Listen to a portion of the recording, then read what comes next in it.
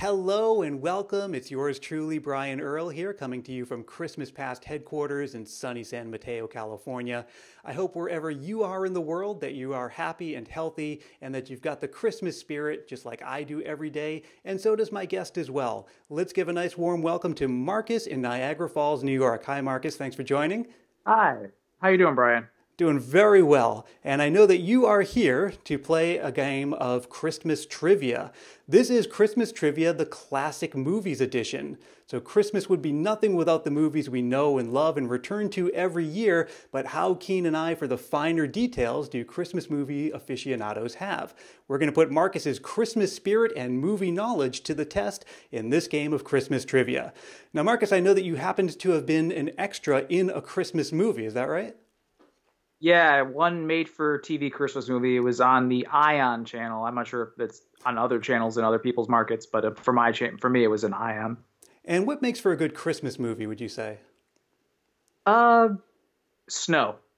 Lots and lots of snow. I feel like any Christmas movie, like I see, oh, it's got a nice cast or anything like that, and then once I see that there's no snow because it takes place in California, no offense, I know you're out there, but it just takes me out of it. I can't imagine a Christmas without snow, you know? That sounds like a pretty good criteria, and most of the famous classic movies do indeed have plenty of snow. So here is how our game will work. The game goes in 4 rounds, each of which has 5 questions. Every question is worth 1 point. No points are deducted for incorrect answers, and I can give partial credit or even bonus points at my discretion. Along the way, we'll get a chance to know Marcus a little bit better, but for the meantime, let's start round 1. Marcus, are you ready? I hope so. All right. Our first game is called Home Alone, Christmas Vacation, or both. In each question, I'm going to give you a statement. This statement could be true of the movie Home Alone, or the movie Christmas Vacation, or it could be true of both of them. Your job is just to tell me whether it's true of one, the other, or both. You understand? Okay. All right. Question number 1. This movie was released in 1989.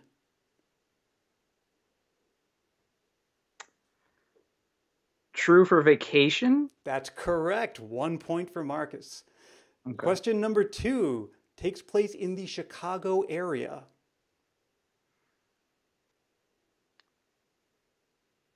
True for Home Alone. You are half correct, and this is where my discretion comes into play because that is true No. for both. I think Christmas Vacation takes place in Chicago and the other takes place in the Chicago area or vice versa. I forget, honestly, but they are both Chicago area movies. 1.5 points and counting. Number 3, right. This movie was produced by John Hughes. Both. Correct. 2.5 points for you. Number 4, this one has a character named Old Man Marley. Home Alone. Correct.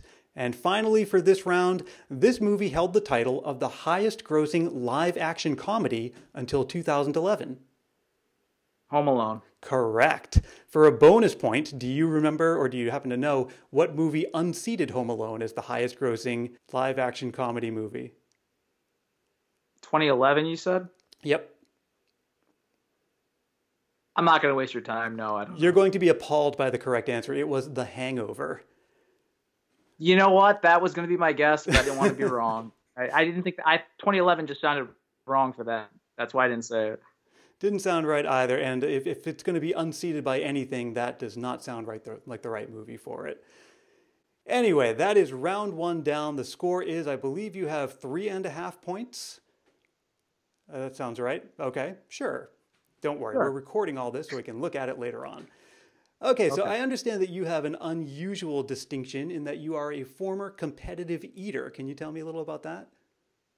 I mean, don't get me wrong. I wasn't like one of the ones you'll see on TV or anything like that, but I was an amateur competitive eater, and I've met Sonya the Black Widow. She's this little 90-pound Asian woman who's won a bunch of championships. I've met Joey Chestnut, all different people like that. I used to be a lot heavier than I am now, which I was all my life, and then I was like, I could eat a lot, and I might as well do something with it. And I won a bunch of stuff. I won hotel stays. I won money. I won gift cards. I won all different things.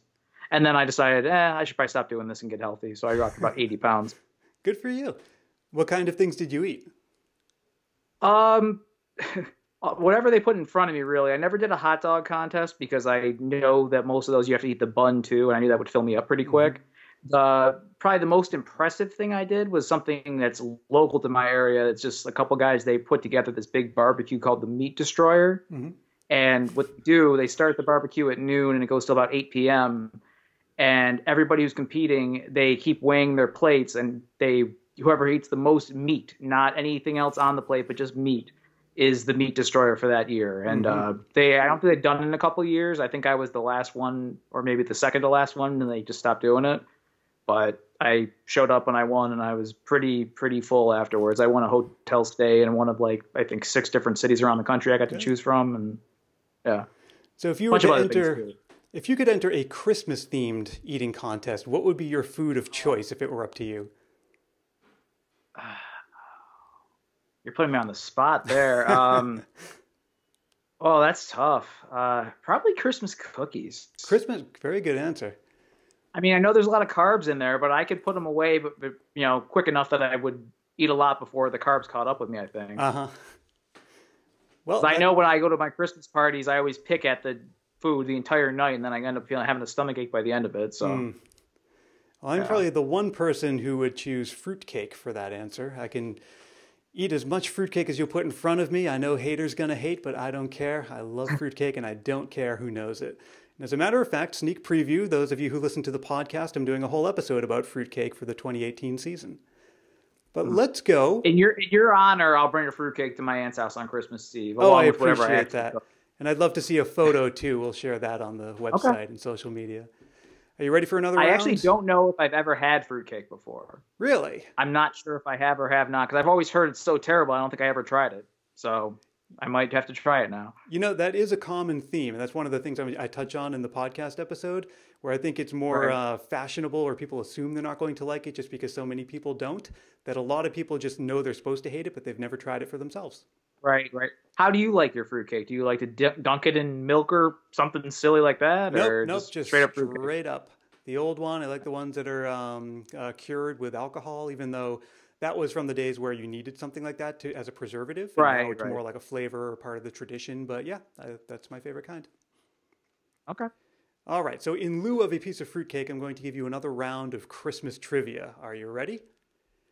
I'm ready. All right. Round two is It's a Wonderful Choice. This is multiple choice questions that all have to do with It's a Wonderful Life, the 1946 movie by Frank Capra starring Jimmy Stewart and Donna Reed. Let's go to the first question. It's a Wonderful Life has what technical distinction? Is it A, it developed a new technique for creating fake movie snow? Is it B, it made an Can I improvement just on the... stop you? It's A. It's A. Very good. Okay.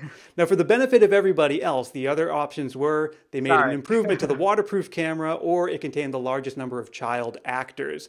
So going forward, we'll let the whole question come out so everyone can play along at home. Okay, I'm But sorry. I just wanted to show off a little no, bit. that's what the Christmas spirit will do to you sometimes, and you can be easily forgiven for that. So let's go to question number two. In the scene with George and Zuzu, Zuzu doesn't want to go to sleep because she'd rather do what? Is it A, look at a flower, B, play with a doll, or C, write a letter to Santa? A again. It is A again, look at a flower. Good job. Number three, Mr. Potter embezzles a large amount of money in the film.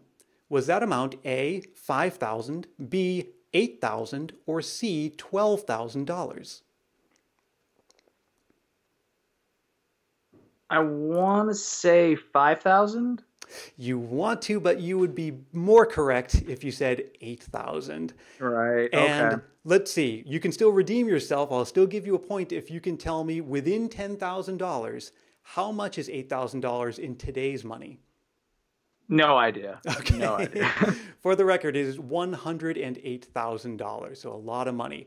And an interesting fact, back in those days, the censor's office would require that in any movie where someone commits a crime, that at the end they either pay for the crime or they repent for their crime. And that didn't happen in this movie. For all practical purposes, Mr. Potter gets away with it, which was very unusual for a movie like that at the time. All right. Question number four. Clarence the Guardian Angel actually has a last name. Is it Whitefeather, Strangefellow, or Oddbody? C, Oddbody. It is C, Oddbody. Very good job. Last question for this round. The cast includes an uncredited appearance from whom? Is it A, Carl Schweitzer, better known as Alfalfa from The Little Rascals? Is it B, Tony Dow, better known as Wally Cleaver from Leave It to Beaver? Or is it C, Mickey Rooney? A. It is A, absolutely. He appears in the scene in the gym where the swimming pool opens up, but he does not get credit in the film. Okay, I have to admit I've kind of lost count of your points, so what I'm going to do is edit these in after the fact. But you're doing very well so far, so we'll figure that part out. I feel like I got one wrong this past round, and I got a half a point in the first round. But otherwise, I think I did. I think I've gotten everything else correct. I could be wrong as well. Okay, well, we'll figure it all out as we go. Next round, this is one of my favorite games to play. It shows up in a lot of the trivia games here on the YouTube channel. Am I jingling your bell? In other words, am I pulling your leg? So I'm going to read you 5 statements. Some of them are true and some of them are things I just made up. All of them have to do with classic Christmas movies. Your job is just to tell me whether I'm telling the truth or if I'm lying. Question number 1. According to the actor who played young George Bailey in It's a Wonderful Life, the slaps to his face that he took that made him bleed from the ear were real. True. That is true, believe it or not. On-set working conditions were a little different back in the 40s. Number 2, the role of Uncle Frank in Home Alone was originally written for Kelsey Grammer, famous for playing Frasier Crane. I don't know that one, so I'm going to guess false. Actually, it was true. Oh. And I don't know how I feel about that. I'm not sure if that would have made it better or worse. Have you seen any of the deleted scenes for Home Alone? Not recently, but I'm sure at some point I have. Okay. Because he's actually even a bigger jerk than he is in the movie with the completed. Oh, yeah. There's a scene where he actually pantses Kevin for no reason other than just be a jerk. I can't imagine Frasier doing that. Yeah. Question number 3. Carolyn Grimes, who plays Zuzu in It's a Wonderful Life, actually went on to become a Grammy-winning recording artist. I don't know, so I'm going to go false again. That is false. I made that one up. Miracle on 34th Street was criticized by the Catholic Legion of Decency because Maureen O'Hara portrays a divorced woman in the film. True. That is absolutely true. And question number 5. When A Christmas Story was first released, parenting groups staged protests to call out the film's depiction of children owning guns. I'll say true. Sounds like it could be true. That would definitely happen today, but that is something I just made up. Okay, we have one more round to go. I'm going to pause here to tally the score, which I'll need to edit in later. But we're going to go into our final round and get our final score. This last round is called I Triple Dog Dare You to Fill in the Blank. These are all questions having to do with A Christmas Story. One word or phrase is missing from each. Your job is just to fill them in correctly. First question is actually 2 answers. The full names of the 2 bullies in the movie are what?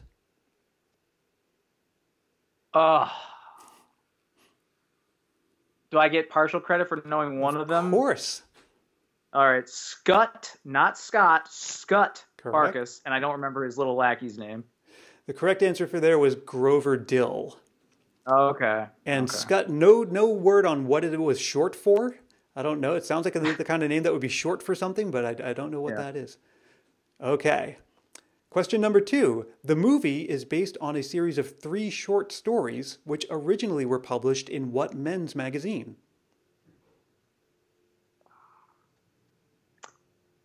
I don't know. Believe it or not, Playboy magazine.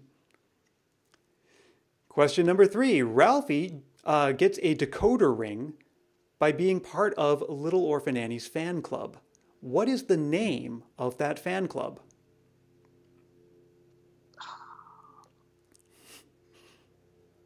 I don't know. I just know they wanted to drink more Ovaltine. It is Little Orphan Annie's Secret Circle. And there's this whole scene where he gets his official membership credentials from the organization and appears on the radio show too. Little Orphan Annie's Secret Circle. I believe you, Brian. I believe you. I know you're not. I know you're not lying to me. Question number 4. That famous pink bunny onesie was made for Ralphie by his aunt named what? I'm doing terrible this round. I don't remember her name. I knew it was his aunt, but I don't remember her name. Aunt Clara. So this is the toughest Okay. round. There's a reason we save it for last. And Oh, thanks. you'll be relieved to know there's one question left, and that is, what is the name of the school that the children attend? And I'll give you a hint. It's named after one of the presidents of the United States.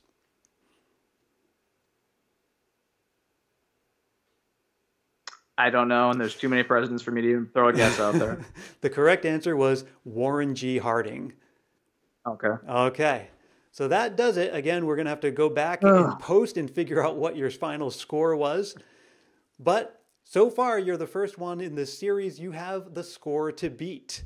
So our next player will have to do better than you to move the game forward. At the end of the Christmas season, we're going to consider doing a tournament of champions or award some kind of special prize to the high scorer for the season. However, we are going to give you an official Christmas Past sticker. All players get one, as do everyone who leaves a review for the podcast on iTunes or Apple Podcasts. But Marcus, I want to thank you very much for playing. And what are you doing for Christmas this year? Well, I always go to my aunt's for Christmas Eve, and my girlfriend's family we were supposed to go to on Christmas Day, but we didn't get to go last year because they get a lot more snow than I do in my area. Mm-hmm. So hopefully we don't get too much snow this Christmas and we can make it to her family's. Otherwise, we'll just have to do my family 2 days in a row, which I wouldn't wish on anybody, really.